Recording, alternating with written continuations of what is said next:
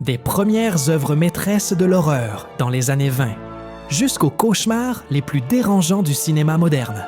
Aujourd'hui, tu vas voir le meilleur film d'horreur de chaque année, les œuvres qui ont traumatisé chaque génération et dont nous comprendrons l'impact 100 ans plus tard dans cette vidéo. Un parcours qui couvrira plus d'un siècle de cauchemars, de sang et de génie. Depuis la création de l'horreur telle que nous la connaissons, l'arrivée des monstres et la terreur psychologique, jusqu'à l'horreur moderne, où la folie, le traumatisme et la foi ont remplacé les monstres. Des images qui ont réussi à scandaliser le public, l'Église et même les gouvernements.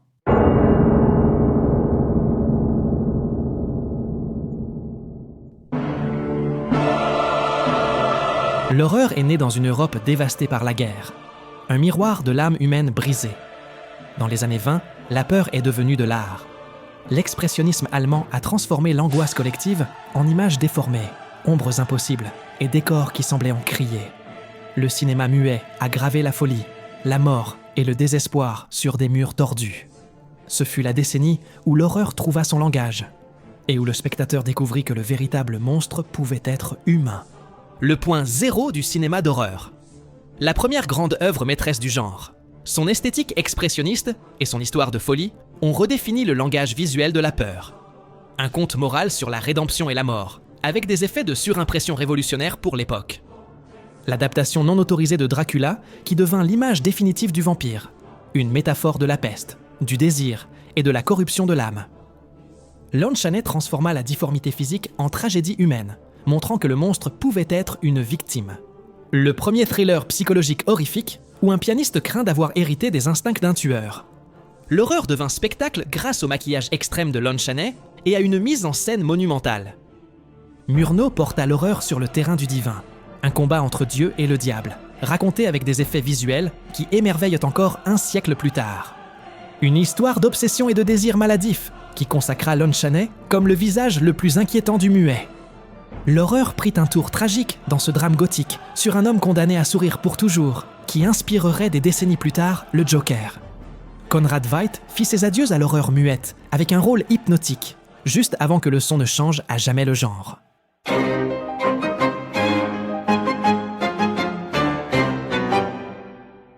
Le son changea pour toujours le cinéma d'horreur.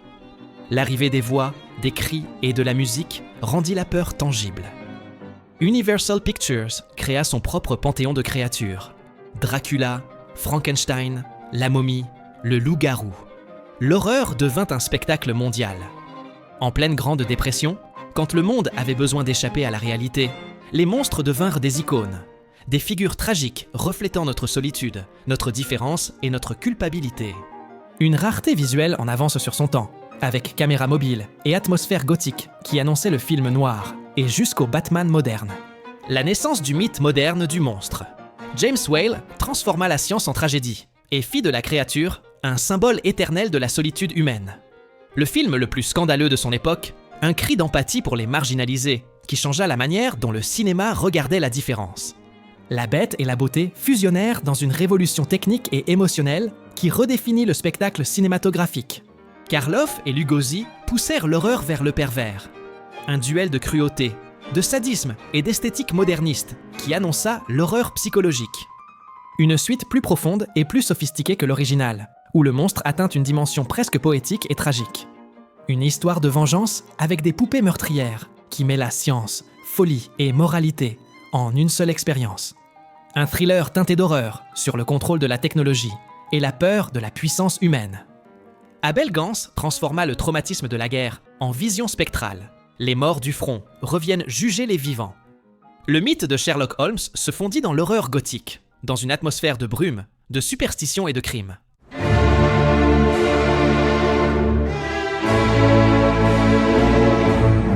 En pleine Deuxième Guerre mondiale, l'horreur changea de visage. Les monstres classiques n'effrayaient plus. L'horreur réelle était dans les actualités. Hollywood se tourna vers l'intérieur, explorant paranoïa, désir et culpabilité, tandis que l'Europe plongeait le genre dans l'ombre et la censure. Ce fut la décennie où le cri devint silence, le passage entre la bête et l'âme, entre le hurlement et le murmure.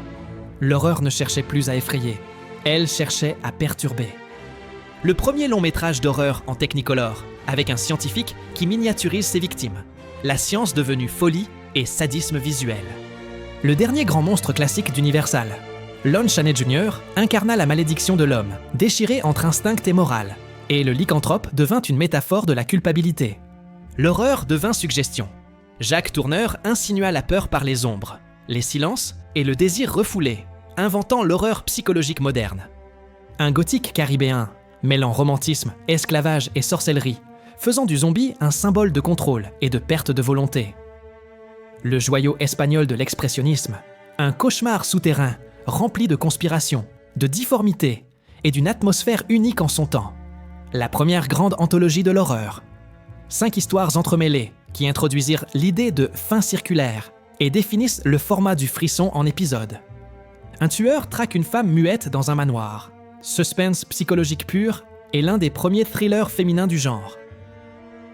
Un drame rural qui cache un secret monstrueux, où la forêt représente l'inconscient et où le passé revient comme menace. L'érotisme entra dans l'horreur. Une histoire de désir et de répression filmée dans une atmosphère gothique, censurée pour sa charge sexuelle. Le classique japonais qui définit le kaidan moderne, vengeance, fantôme et culpabilité morale, filmée avec une mélancolie qui inspirerait tout l'horreur asiatique ultérieure. Dans les années 50, le monde sortait d'une guerre pour entrer dans une autre. La guerre froide, la menace nucléaire et la peur du communisme transformèrent l'anxiété globale en science-fiction et en paranoïa. L'horreur quitta les châteaux et descendit sur Terre. Elle venait désormais du ciel, du laboratoire et de l'esprit. La menace n'était plus matérielle, mais une idée invisible. L'invasion, la mutation, la perte d'identité. Ce fut la décennie où la peur devint paranoïa collective et où le cinéma commença à refléter nos propres fantômes. L'une des adaptations les plus élégantes de Poe, où la décadence familiale devient métaphore de l'effondrement moral de l'Occident. La peur de l'invasion devint extraterrestre, un classique qui inaugura l'horreur scientifique et la méfiance envers l'inconnu. Un portrait psychologique de l'ambition et de l'ego à Hollywood, où la véritable monstruosité naît du désir de pouvoir. Vincent Price créa l'une des expériences les plus sensorielles du cinéma, mêlant art, folie et horreur corporelle. La peur atomique faite créature, des fourmis géantes, symbole d'une humanité qui commence à redouter les fruits de sa propre science. L'horreur devint cérébrale. Henri-Georges Clouzot filma Trahison et crime comme une mécanique de suspense si précise qu'elle inspirerait Hitchcock. La paranoïa politique prit cher. Une invasion silencieuse où les humains perdent leur individualité, métaphore directe de la peur de la conformité et du communisme. L'horreur britannique trouva sa maturité. Un mélange parfait de raison et de superstition qui annonça l'horreur psychologique des années 60. Christopher Lee réinventa le vampire avec du sang, de l'érotisme et de la couleur. Le mythe classique renaissait avec force à l'ère moderne. Hammer rendit le gothique au grand public, fusionnant élégance britannique et atmosphère de cauchemar. Et voici enfin la clôture des années 50, pour rentrer dans celle qui changea tout. Là où l'horreur cessa de se cacher dans l'ombre pour regarder en face la folie, la culpabilité et le désir humain. Ici naissent les véritables chefs-d'œuvre du genre, les films qui traumatisèrent une génération entière, et où meurt le cinéma classique. Dans les années 60, les réalisateurs gagnèrent du pouvoir, vainquant la censure du vieux Hollywood. Ce fut la décennie où la peur devint intime, psychologique, sexuelle. L'horreur ne venait plus des créatures, mais de l'esprit, de la foi et du désir refoulé. Hitchcock, Polanski et Bergman ouvrirent des portes qui ne se refermeraient jamais. Le meurtre le plus célèbre du cinéma changea l'histoire à jamais. Hitchcock tua sa protagoniste au milieu du film et détruisit toutes les règles du suspense. L'humanité, le voyeurisme et la folie se fondirent en un seul cri. Une horreur élégante et ambiguë où rien n'est jamais totalement expliqué. L'innocence devient menace et les fantômes peuvent être réels ou mentaux. Tourné avec 3 fois rien, mais d'une atmosphère inoubliable. Une descente hypnotique dans la solitude et la mort qui influencera Lynch et Romero. Hitchcock transforma la nature en cauchemar et le quotidien en apocalypse. Du Japon, une allégorie érotique et brutale sur la guerre, le désir et la culpabilité. Un cri primitif sous le vent et le feu. Polanski filme la folie comme une expérience physique. Catherine Deneuve s'enferme dans son esprit et le spectateur se retrouve piégé avec elle. Mario Bava réinvente l'horreur gothique avec des atmosphères de cauchemar et la couleur. Un joyau visuel qui posa les bases de l'horreur italienne moderne. Audrey Hepburn, aveugle face à ses agresseurs. Un exercice de tension pure où la peur naît de la vulnérabilité absolue. L'horreur cessa d'être visible. Polanski l'emmena à l'intérieur du corps et de l'âme.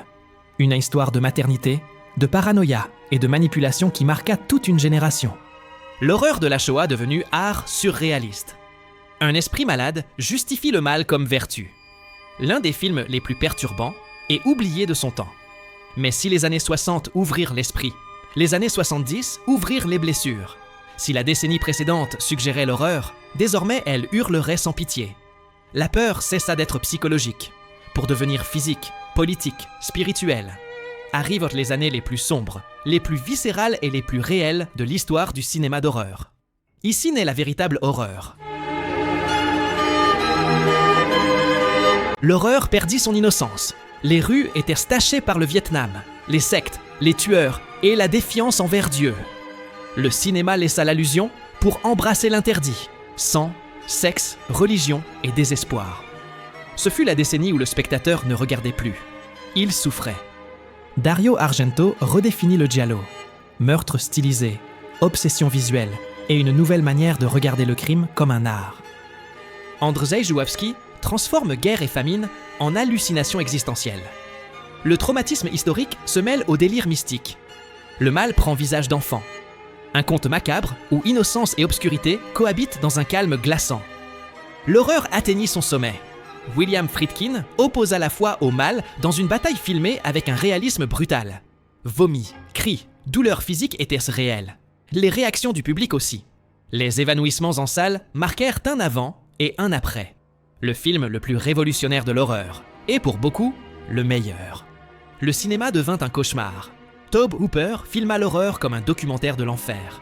Chaleur, sang et folie. Une œuvre si sauvage qu'elle semble encore interdite. La peur retourna à la mer. Spielberg transforma une menace invisible en terreur universelle, inaugurant le blockbuster moderne.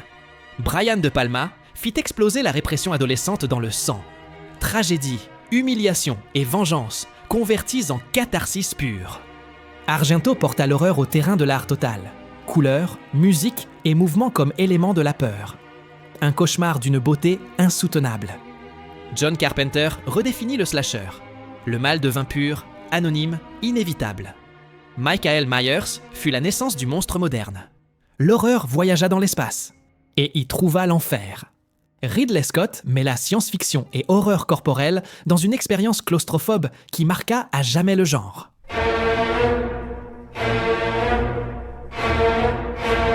Les années 80 furent un paradoxe.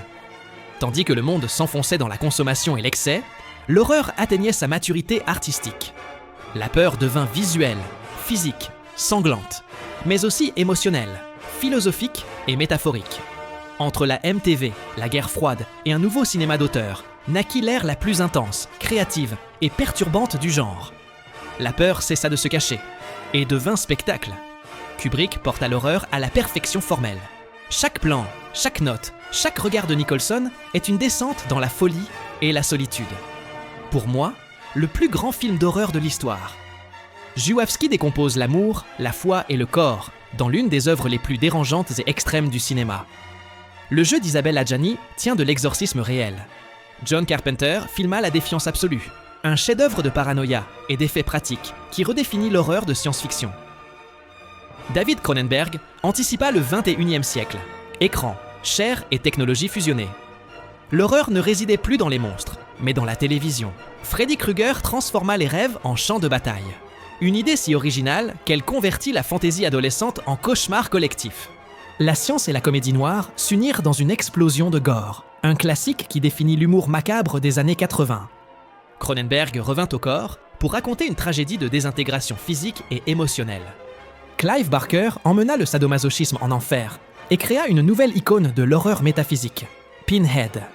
Une poupée devenue tueuse, reflet parfait de l'obsession matérialiste des années 80. Jodorowsky mêla religion, traumatisme et cirque dans une œuvre de pure folie. L'horreur latino-américaine élevée à l'art surréaliste et spirituel. l'excès des années 80 s'éteignit. Le public ne cherchait plus le sang, mais le sens. L'horreur devint psychologique, élégante et cérébrale, reflet de la méfiance d'une société qui ne craignait plus le monstre, mais le voisin, l'esprit, ou soi-même. Ce fut la décennie où la peur devint consciente. Rob Reiner filma le cauchemar de tout écrivain, être prisonnier de son propre fan. Kathy Bates offrit une performance si brutale qu'elle redéfinit le mot « obsession ». L'horreur atteignit le prestige.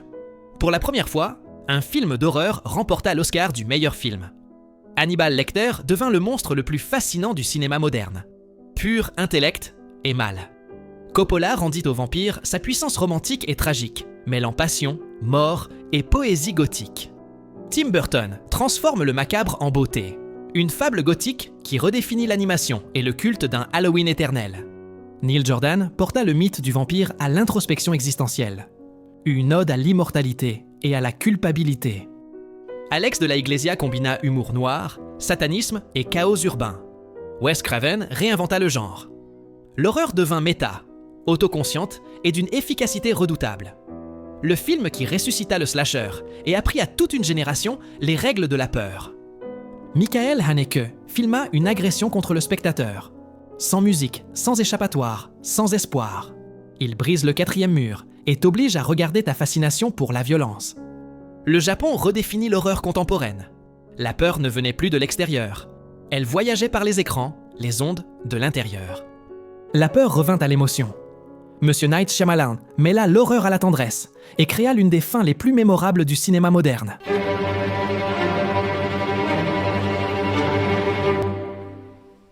Le nouveau millénaire commença avec des caméras qui tremblent, des cris authentiques et des blessures impossibles à feindre. L'horreur cessa de ressembler à de la fiction. Elle se produisait à la maison, devant la caméra, dans la réalité. Les monstres n'étaient plus inventés, ils étaient filmés. Ce fut la décennie du réalisme sale, du traumatisme et du désespoir. Le monstre n'habite plus un château, mais Wall Street. Patrick Bateman est le visage vide du capitalisme. Narcissisme, sang et consommation comme une seule et même religion. Amenabar rendit à l'horreur classique une histoire de fantômes, faite de silence, d'atmosphère et d'une révélation qui brisa le cœur du public. Danny Boyle réinventa le genre zombie avec la vitesse, le chaos et une humanité au bord de l'effondrement. Un casse-tête psychologique où l'esprit devient scène de crime. James Wan transforma la torture en réflexion morale. La douleur physique devint dilemme éthique et l'horreur trouva sa nouvelle identité. La claustrophobie prit corps. Un groupe de femmes piégées entre monstres et traumatismes dans une obscurité absolue. Guillermo del Toro fusionna fantaisie et horreur politique dans une fable tragique sur l'innocence perdue. L'Espagne redéfinit le found footage. L'horreur devint documentaire, en temps réel, et la caméra fut témoin direct de la fin du monde. Le vampire renaquit comme métaphore de la solitude et de l'amour impossible. Lars von Trier filma le deuil comme expérience physique et spirituelle. Sexe, culpabilité, nature et folie dans l'une des œuvres les plus dérangeantes et extrêmes du siècle. Dans la décennie des années 2010, l'horreur ressuscita. Après des années de clichés et de sang gratuit, une nouvelle génération de cinéastes la transforma en art, en miroir, en thérapie collective. Le genre retrouva le respect. Même si la camelote commerciale dominait, les petits films conquirent festivals, critiques et box-office. La peur devint personnelle. Elle parlait de traumatisme, de culpabilité, de foi, de famille, de désir, de perte. Depuis la Corée, une tragédie brutale sur la violence, l'injustice et le point de rupture d'une femme marginalisée. Jaume Balaguerro filma l'invasion la plus intime, celle d'un homme qui s'infiltre dans la vie et les rêves des autres. Un métacinéma qui détruit les règles du genre tout en les célébrant. L'horreur se regardant dans le miroir, consciente de sa propre histoire.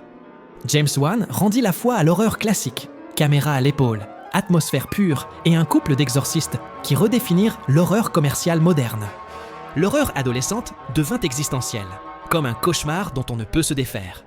Robert Eggers ressuscita le langage du XVIIe siècle pour filmer le péché, la foi et la répression. L'apocalypse zombie devint humaine, des montagnes russes émotionnelles, sur le sacrifice et la rédemption. Le Japon surprit le monde avec un film qui commence comme une comédie et finit comme un hommage brillant à l'acte même de filmer. Ari Aster poussa le traumatisme familial à l'extrême. Une opéra de la douleur, où l'horreur ne vient pas des démons, mais du sang et du lignage. 2 hommes, un phare et la folie. Robert Eggers filma l'isolement, le pouvoir et le désir refoulé, comme s'il s'agissait de mythologie pure. Une expérience hypnotique qui unit Poe, Murnau et Bergman en un seul délire. La réalité a dépassé le cinéma. Une pandémie mondiale, les réseaux sociaux, l'hystérie collective et la peur de l'autre firent que l'horreur cessa d'être une fiction. L'horreur ne s'invente plus, elle se documente. Chaque réalisateur reflète une blessure contemporaine, l'isolement, la désinformation, la perte, la violence sociale, avec une crudité jadis impensable. La peur redevint universelle et trop humaine. Un voyage en enfer nordique, où culpabilité, folie et deuil se confondent avec la mythologie. Depuis la Norvège, une histoire troublante sur l'enfance, l'empathie et le mal naturel.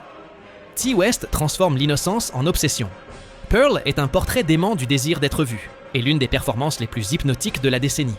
Le cinéma latino-américain prend le relais avec un cauchemar rural et politique. Eggers réinterprète le mythe qui a tout déclenché. Nosferatu, l'obsession devient ombre, la solitude devient Crocs, et l'horreur reprend le nom d'Orlok. Et enfin, 2025.